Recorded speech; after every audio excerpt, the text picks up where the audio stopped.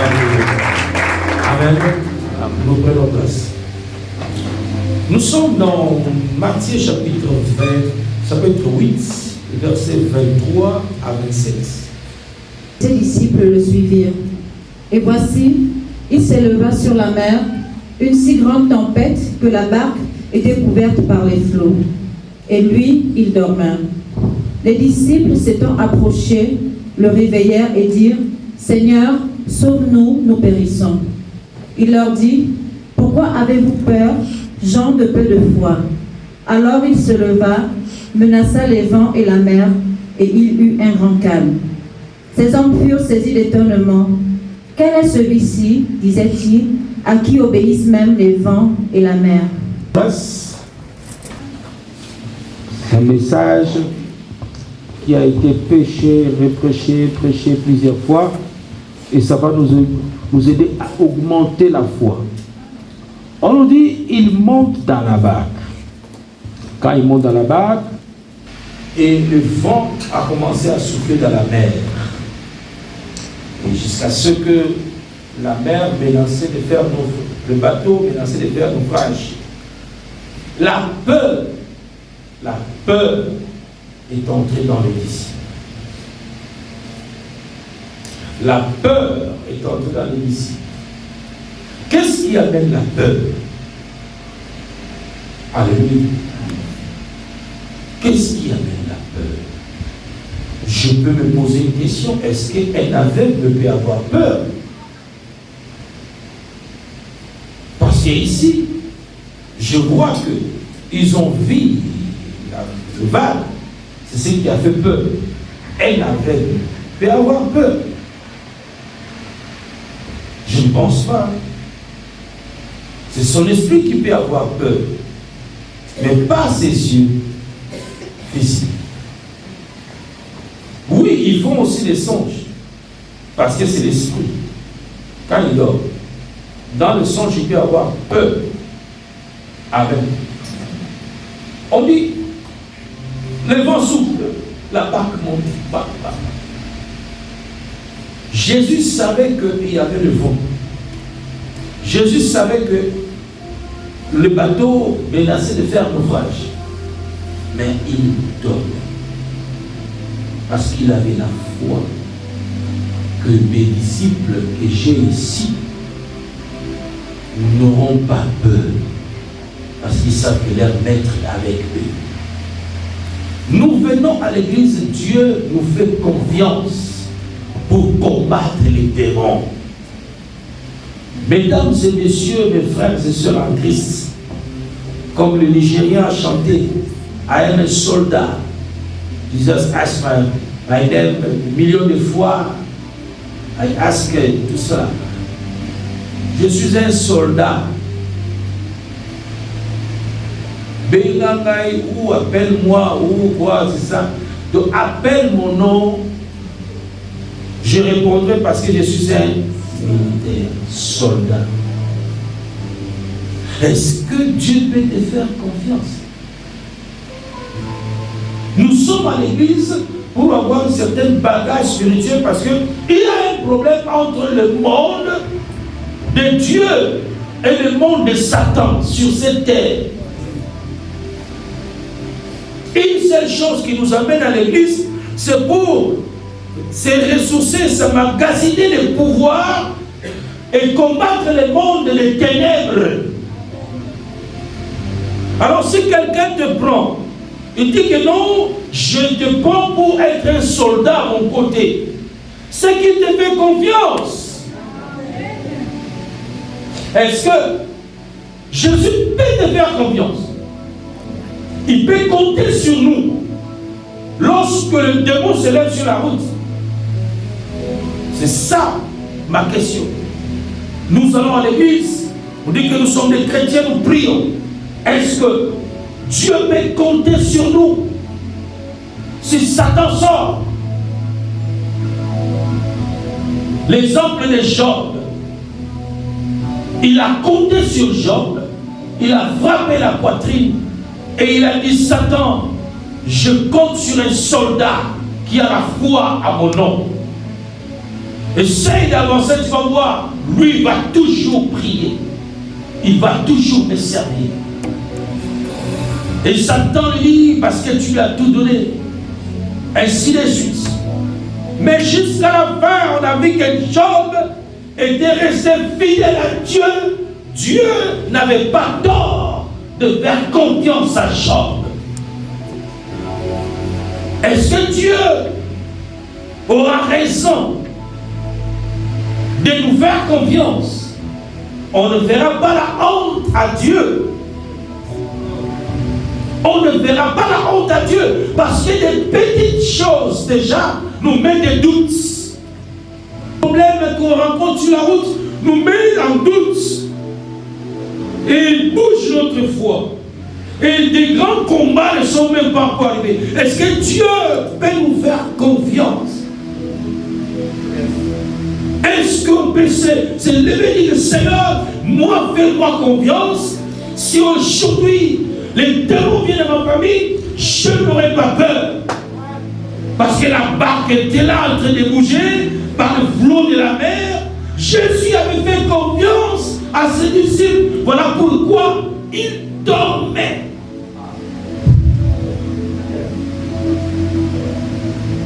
Un jour, papa disait, ah bon, je vais dormir, je sais qu'après ce péché des chrétiens. Maman va dormir, non. Nous avons des chrétiens après ce péché. Ils sont forts. Est-ce qu'on peut vous faire confiance? Est-ce qu'on peut vous faire confiance?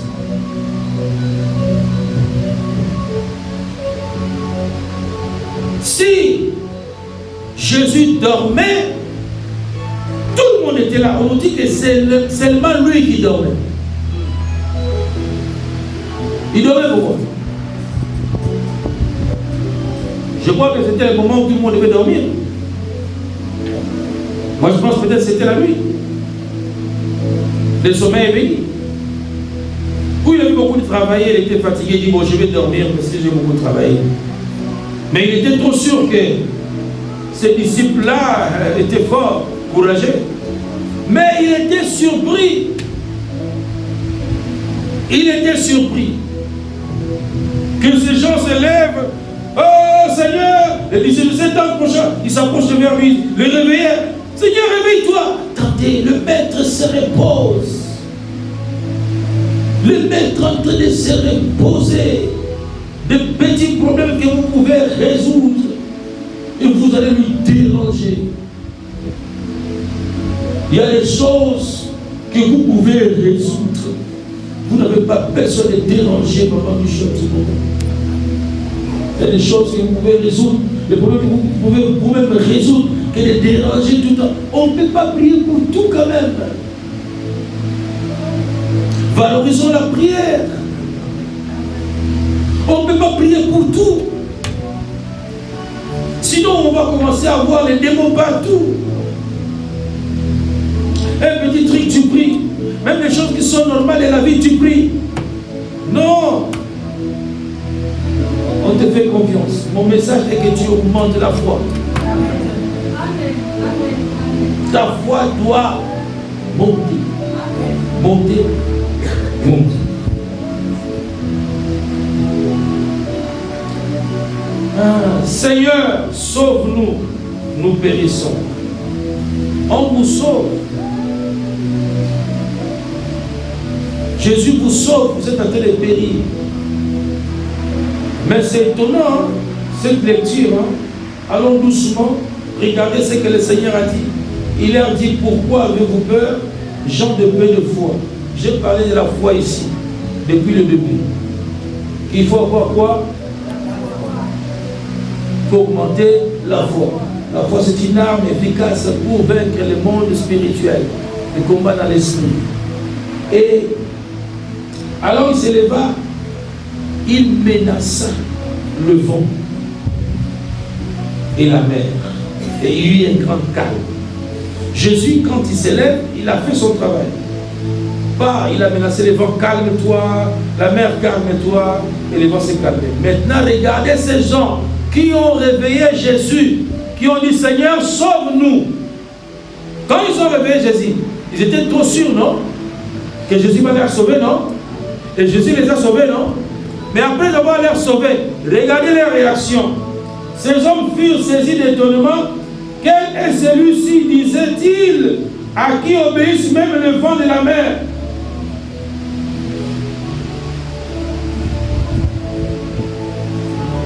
Vous avez compris cette phrase? Comment il s'étonne encore de celui que vous avez réveillé pour me... Bah, attendez, il devait vous sauver en quoi? Parce qu'il y avait le vent, il y avait le flot. Maintenant, quand vous avez dit, Seigneur, réveille-toi, sauve-nous, il allait vous sauver comment? Une foi sans assurance.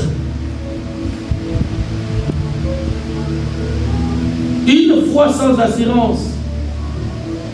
Et il fait le miracle, le vent se calme, la mer se calme. Mais vous dites encore, qui est celui-ci?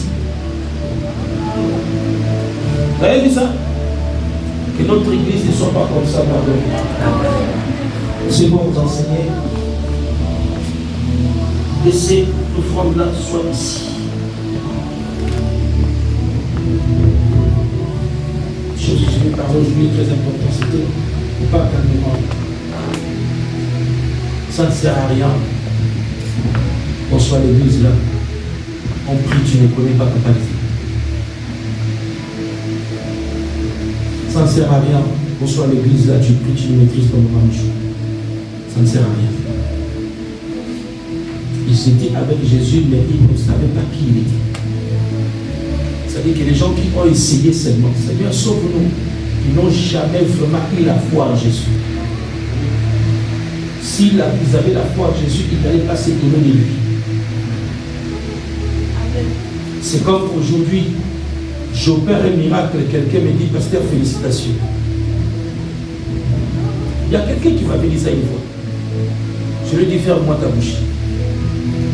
Vous avez l'assurance de ce que vous faites. Donc ils ont réveillé Jésus sans pour autant savoir qui était réellement Jésus. Je ne peux pas aller à l'église, je prie sans pour autant comprendre quel Dieu que je prie. Je vais à l'église, j'ai des doutes, je vais malgré moi. Je ne sais pas vraiment si ce Dieu-là est capable d'aller au-delà de mes pensées. Qui est donc celui-ci? Il fait ce étonnement. Mais qui est donc celui-ci? Non. Jusqu'à ce que la mer obéisse et les vents obéissent. Et Jésus, d'abord, quand ils ont réveillé Jésus, les a dit quoi? Homme de peu. Il a compris qu'ils n'étaient pas avec lui. Qu'est-ce qui a calmé la mer et les flots? Mais c'est la foi qui était en Jésus. Jésus lui-même, il a la foi. Parce qu'il a dit homme de peur. C'est que la foi est une arme pour calmer la mer. Lui, il détenait la foi en lui. Si ces gens avaient la foi, comme autrefois il a dit, si vous avez la foi, vous allez dire à une montagne de quitter la laisse de l'autre côté. Donc si vous avez la foi, vous ne devez pas avoir peur. Homme de peu de foi. Pourquoi avez-vous peur? Je marche avec le Seigneur et j'ai peur. Prenons la barque comme l'église Prince des Pères. Prenons la barque comme l'alliance de la porte de Dieu ici à Prince des Pères. Nous marchons ensemble et nous croyons en Dieu ensemble. Mais un problème t'arrive. Jusqu'à un niveau où tu vas commencer à avoir peur. Tu n'es même pas sûr que c'est Dieu va agir. La peur qui nous fait qu'il réveille le Seigneur. Prière de la peur. Je ne suis même pas sûr si ça va agir. Mais Dieu a démontré sa puissance. Le miracle se plaît. Jésus n'a pas calmé la mer et le flot, les vagues là. il n'a pas calmé ça pour le disciple. Il a calmé pour sa propre foi. Je vous dis qu'il n'a pas fait ces miracles pour le disciple. Parce qu'un miracle fait pour toi, tu seras reconnaissant ces miracles. Mais ils n'ont pas reconnu ces miracles, mais ils se sont détournés de la personne et ils posent la question, qui est celui-ci? Il est qui? Il se tourne de lui. C'est-à-dire qu'il y a des choses, il ne faut pas pousser l'homme de Dieu à faire le miracle pour lui-même. C'est-à-dire que Dieu veut seulement faire parce que l'homme de Dieu a eu la foi. Mais toi, non. C'est ce qui s'est passé. C'est parce que Jésus a eu la foi que la mer s'est calmée. Le miracle était Jésus lui-même. C'était pour lui-même. Sa foi, et il calme la mer. Et la mer s'est calmée, il a menacé la mer s'est calmée. C'était juste pour lui-même. Sa bonne foi. Mais les disciples ont profité d'un miracle de Jésus. Et la preuve en est que les langages qu'ils ont tenus après, que ça ne soit pas le cas pour toi. Amen. Parce que nous on prie, comme je disais tout à l'heure, je pense à danger de mort. C'est-à-dire qu'il y a des choses que Dieu commence à faire parce que moi j'ai demandé. Parce que moi j'ai demandé, le Seigneur agit. Parce que moi-même je suis demandé, le Seigneur agit. Mais toi-même, tu ne pèses pas. Que ça ne soit pas le cas au nom de Jésus-Christ. Que ça ne soit pas comme ça. Parce que si c'est comme ça, tu finiras par tourner en rond. Quand le vent va venir encore, tu vas encore venir réveiller maman. Après le vent peut faire comme ça. Le vent vient. À tout moment, à tout moment, à tout moment. Alléluia.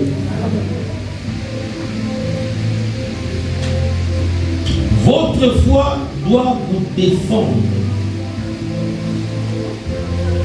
Donc, votre foi doit parler. Votre foi doit agir. Dans l'Église, il y a toujours un combat. Il y a toujours l'eau qui bouge. Partout. Ça peut être n'importe qui. Il y a toujours un combat qui arrive partout. Et quand le combat arrive, ce qui nous donne l'assurance, c'est la foi. Ce sont des choses qui sont arrivées. Et nous croyons que Dieu va faire que nous allons sauter. Amen. Ça va passer. La vie c'est comme ça, mes frères et sœurs. La vie c'est pas demain. Demain c'est notre jour. Aujourd'hui c'est aujourd'hui. Si c'est pas aujourd'hui, je ne sais pas si ça se fera demain.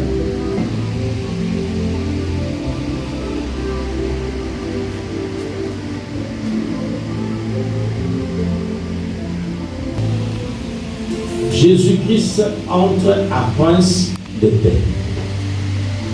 Et il monta dans la barque. La barque n'appartenait pas à Jésus. Quand nous avons commencé ce ministère, ce bâtiment appartient au prophète Horaire. N'appartient pas à Jésus. Mais Jésus a trouvé bon de rentrer dans ce bâtiment parce que Nkoko l'a appelé. Ok? Ça a commencé dans votre vie, votre maison appartient à votre papa. Ce que vous construisez comme la maison vous appartient. Maintenant, quand vous avez conçu la maison, sachez bien qu'avant que quand vous avez fini votre maison, il y a d'autres esprits qui ont sollicité de rentrer là-bas. Même dans la famille. Il y a d'autres esprits qui ont sollicité. Vous savez, les esprits se communiquent. Maintenant, si Jésus-Christ a désiré de rentrer dans votre famille, comme je dis, la maison de votre papa, quand il est rentré là-bas, il a trouvé un autre esprit. Et cet esprit-là qu'il a trouvé là-bas va s'opposer à Jésus s'il n'y a pas de négociation. Si Jésus ne montait pas dans cette barque, le flot et le vent de la mer n'allaient pas secouer cette barque. Le vent, le flot de la mer a secoué cette barque parce qu'il ne voulait pas de Jésus. Et Jésus-Christ, avec ses disciples, sont dans la barque. Je suis en train de te rentrer maintenant dans ta vie. Quand vous invitez Jésus dans votre barque, vous invitez Jésus dans votre famille, Jésus vient trouver les esprits familiales. Si Jésus ne vient pas, cet esprit familial va te garder là comme esclave. Tu ne vas pas évoluer et tu resteras là comme esclave. Tes yeux ne s'ouvriront jamais. C'est la présence de Jésus qui ouvre les yeux pour qu'on voit l'autre côté de l'esprit.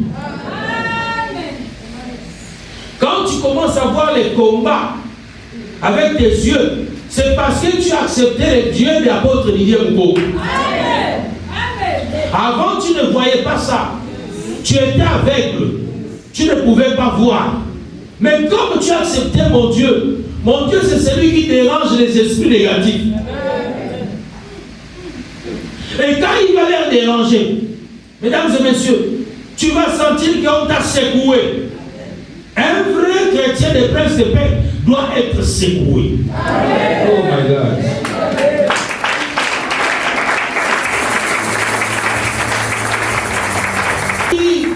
Je suis l'enfant de l'alliance, sans être secoué par les boutiques. Si c'est vrai ou faux, tu étais inconscient, on t'a amené dans des histoires, même si tu n'es pas parti physiquement, mais l'alliance de ton père, le sang, t'as déjà mis là-bas, tu es contrôlé là-bas, surveillé là-bas. Mais le jour que tu as accepté que Jésus entre dans la barque, entre dans votre famille, sachez bien que les esprits des eaux, les esprits de la mer vont se lever, vont dire, mais qu'est-ce qui ne va pas là? Nous, on veut secouer cette maison, il faut que ça se casse, il faut que toi, tu te noies, il faut que tu meurs, il faut qu'il y ait des bousculades, il faut qu'il y ait des critiques, il faut qu'il y ait des injures.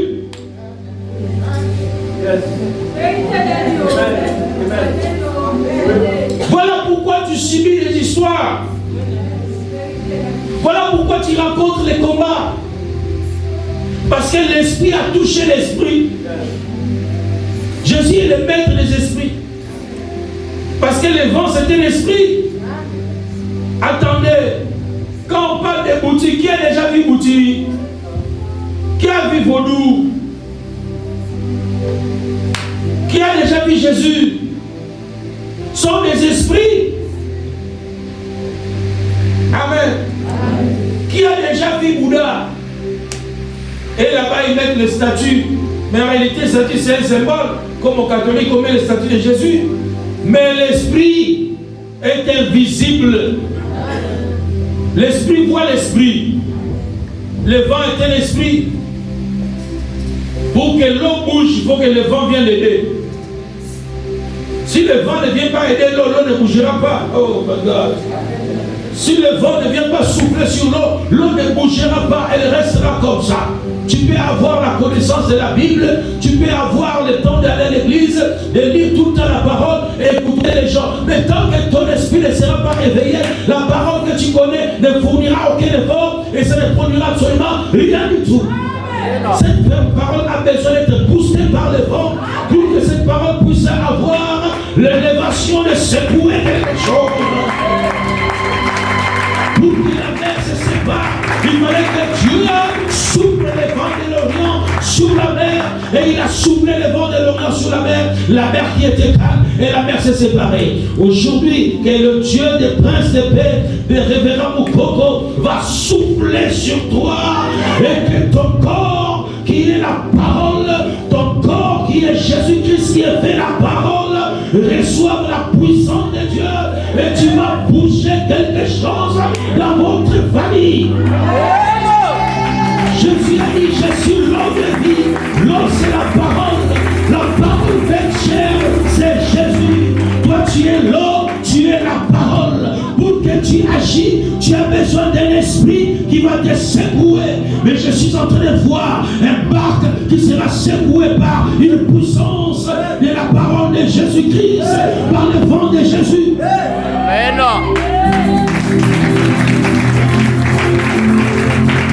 Tu dois être secoué. Amen. Je te donne l'autorité. Je commençais par dire, quand on invite Jésus dans votre barque,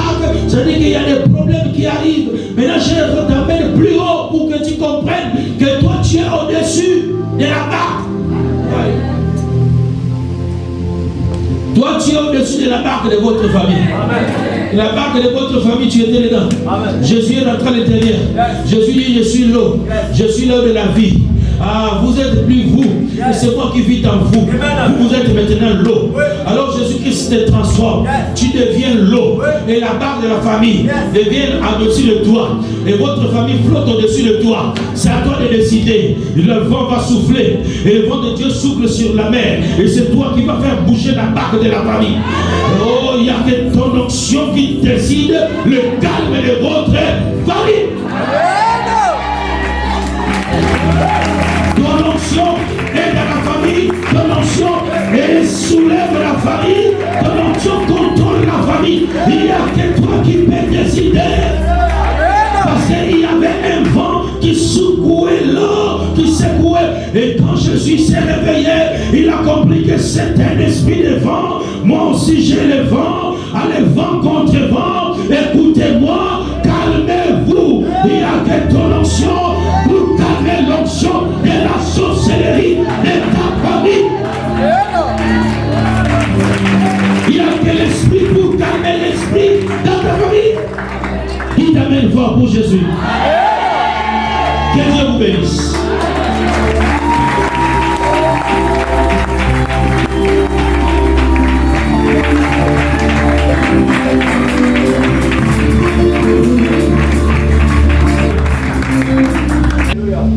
S'il n'y a pas un esprit, on ne peut pas maîtriser l'esprit. Ça veut dire que je vais t'expliquer que tu es l'eau de vie. Ok?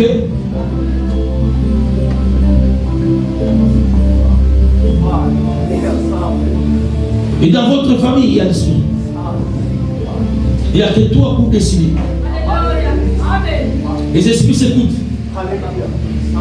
Mais pour toi, il sera supérieur à maîtriser l'autre. Il dira à l'autre, non, calme-toi s'il te plaît. C'est moi qui parle ici. Et les vents se sont calmés, ils ont laissé. Il n'y a que toi. Je prophétise que toi, ta famille dépend de toi. Ma famille dans le côté spirituel dépend de moi. Ma prophétie est la puissance et la délivrance de ta famille. Ta famille dépend de toi. C'est toi qui soulèves ta famille. Si tu veux les amener à gauche, tu les amènes à gauche. Je le prophétise en tant que prophète de l'Éternel. Que l'autorité de ta famille repose entre tes mains. Le pouvoir spirituel de ta famille repose entre tes mains. C'est toi qui vas décider. Et la barque est au-dessus. C'est toi qui conduis la barque. Si tu t'énerves, ça s'écoule. Ça s'écoule. À moins qu'il croit en Jésus pour que Jésus-Christ puisse te parler. Calme-toi, laisse-les en paix.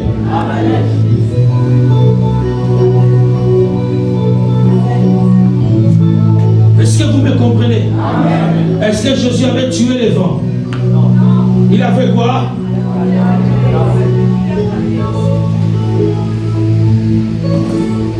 Il a calmé. Ça dit que ces vents avaient raison. Parce qu'il y avait les gens de paix de foi à côté de Jésus. Ces gens disent, vous faites quoi à côté de maître? Sortez, allez sortez. Laissez le maître seul. Allez, on va secouer. Mais le maître dormait parce qu'il n'avait pas de problème.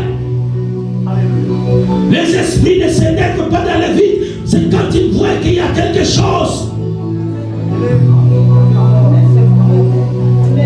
Les esprits ne se fâchent pas dans la vie.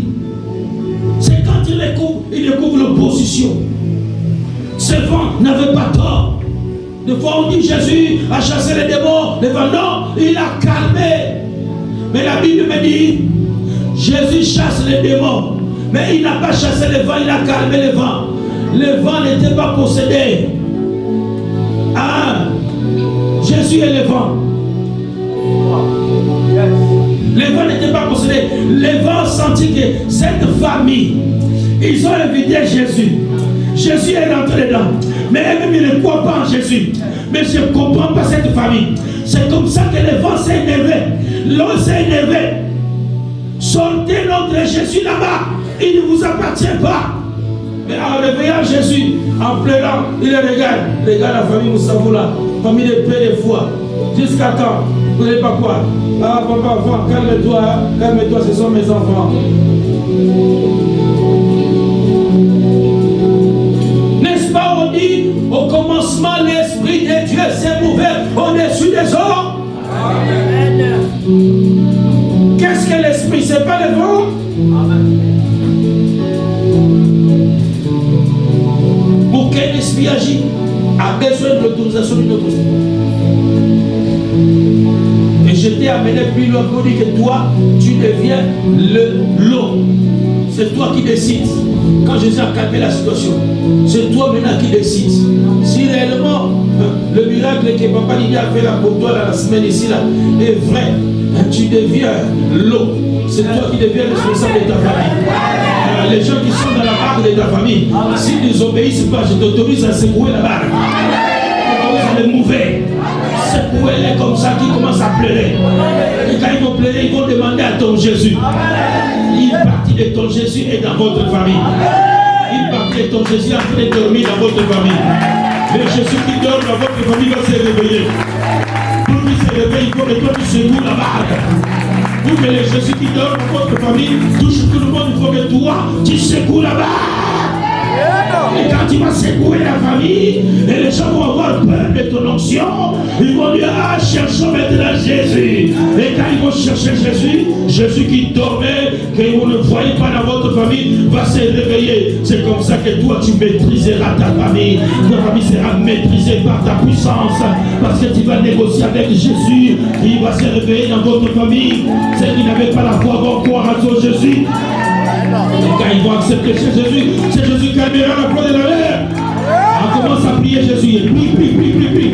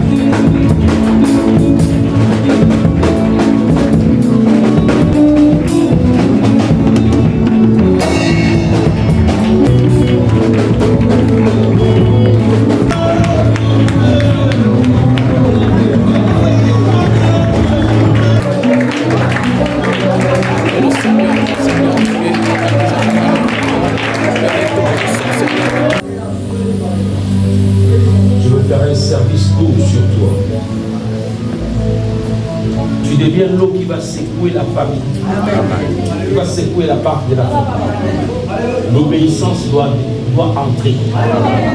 Votre famille va te respecter.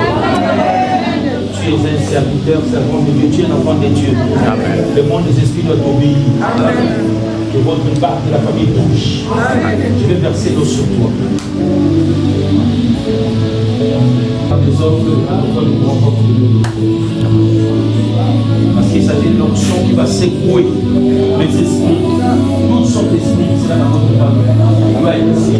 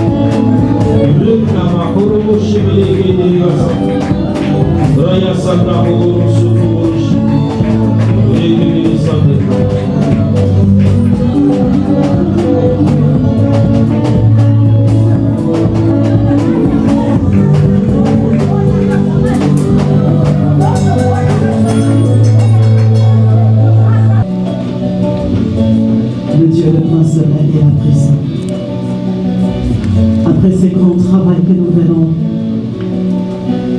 de faire dans la semaine ici qui est finie,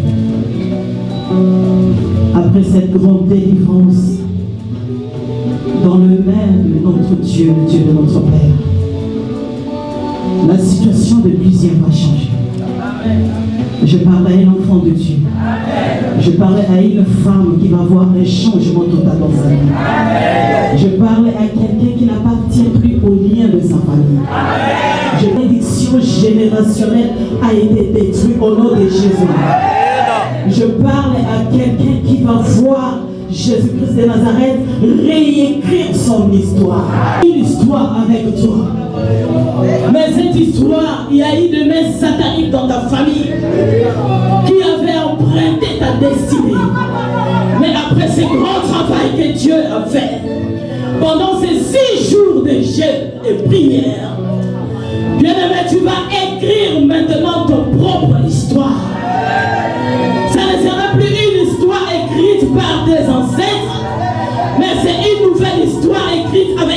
Jésus de Nazareth. Dans la barque aujourd'hui, Dieu vient de te donner l'eau. L'eau, c'est la parole. Et cette parole, l'eau que notre Père a déversée dans l'église, cette parole s'est incarnée en toi. Pendant cette semaine où nous allons monter pour entrer à notre destination, réécrire notre propre histoire. Bien-aimé, les mots de ta bouche vont changer ton histoire. Je parle à quelqu'un. Je parle à quelqu'un. Je parle à quelqu'un de Dieu. Je parle à une servante de Dieu. Où Dieu a donné le pouvoir et la puissance de marcher sur les serpents, les scorpions et toute puissance de l'ennemi. Et par-dessus tout marcher sur les esprits des hommes qui ont longtemps régné dans cette nation, qui avaient retenu ton mariage prisonnier. Tu vas vivre ton miracle. Je crois à l'onction et à la puissance que le Dieu de mon Père m'a donné. Je crois au mystère. Et je crois en toi, mon frère, ma soeur. Je vis ta foi monter. Parce qu'il y a des étoiles qui sont au-dessus de ta tête. Or, l'étoile, c'est ta destinée. Et cette étoile a commencé à briller. Pendant que je suis en train de parler, dans la salle, bien-aimé, tu vas sentir une onction nouvelle qui va entrer en toi. Et cette onction va faire briller. Quand ça fait briller, ça rentre depuis la tête jusqu'au plan de pied.